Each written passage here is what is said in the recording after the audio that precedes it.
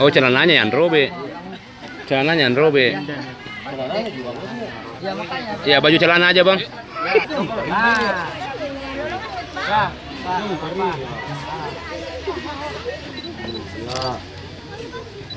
Suara mana? Cukup nih, udah cukup pakein aja double nih deh. Double ya. Pakai sandal aku dulu. Ya, pakai. Ya.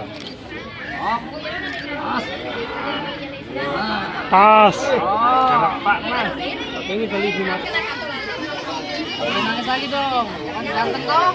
Ini kita Polres Wajo bersama-sama dengan personil melaksanakan kegiatan operasi barang perlengkapan anak sekolah yang sudah tidak layak.